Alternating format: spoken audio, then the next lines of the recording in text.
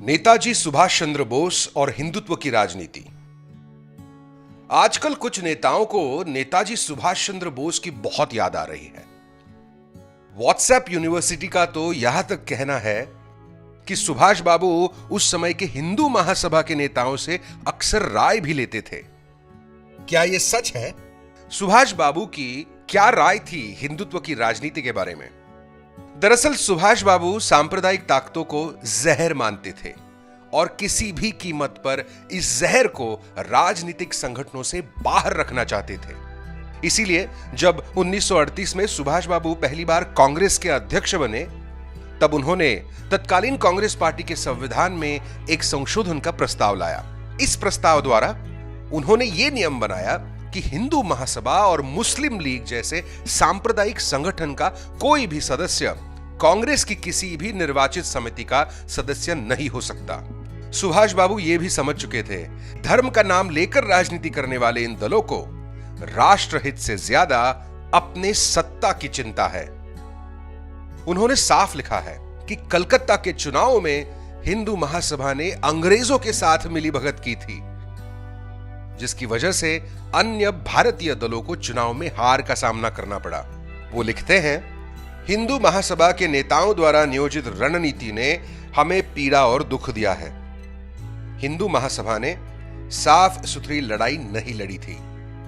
उनके उम्मीदवारों में वो लोग शामिल थे जिन्होंने अंग्रेज और उनके नुमाइंदों से मिलीभगत कर संयुक्त पार्टी का गठन किया। हिंदू महासभा ने हमारे सामने फिर यह साबित किया है कि उनको अधिक दिलचस्पी कांग्रेस को गिराने में है, न कि कॉरपोरेशन को अंग्रेजों से बचाए रखने में। भारत छोड़ो आंदोलन के दौरान भी सुभाष चंद्र बोस ने सावरकर की कड़ी शब्दों में आलोचना की थी। अंग्रेज सरकार के खिलाफ अंतिम संघर्ष में हिंदू महासभा का अंग्रेजों का साथ देना भी नेताजी को असहनीय था।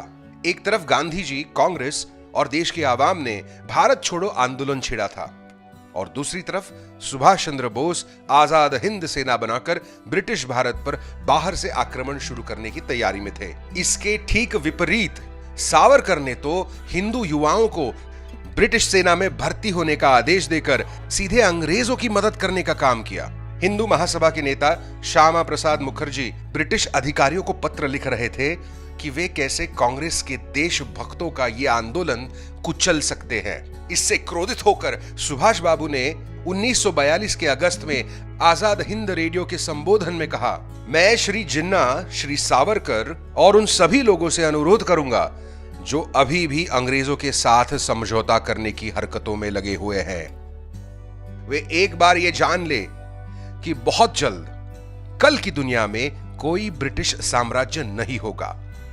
आजादी की लड़ाई में भाग लेने वाले सभी व्यक्तियों और दलों को कल के भारत में सम्मान का स्थान हासिल होगा, लेकिन ब्रिटिश साम्राज्यवाद के समर्थकों को हमारे उस स्वतंत्र भारत में कोई स्थान नहीं होगा। सुभाष बाबू ने हमेशा एक पंथ निरपेक्ष भारत का सपना देखा और उसके लिए अपने तरीके से संघर्ष किया। आज भारत की स्वतंत्रता को 70 साल होने के बाद हम इन जहरीली सांप्रदायिक ताकतों को फिर एक बार पनपते हुए देख रहे हैं।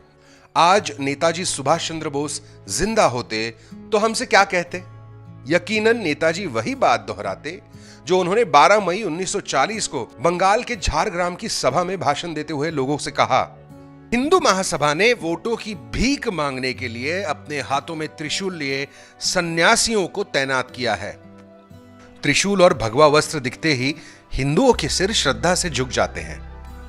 इस तरह धर्म का गलत फायदा उठाकर हिंदू महासभा ने राजनीतिक अखाड़े में प्रवेश किया है।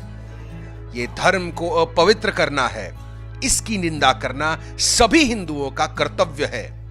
इन गद्दारों को राष्ट्रीय जीवन से दूर हटाओ, उनकी बात कभी मत सुनो।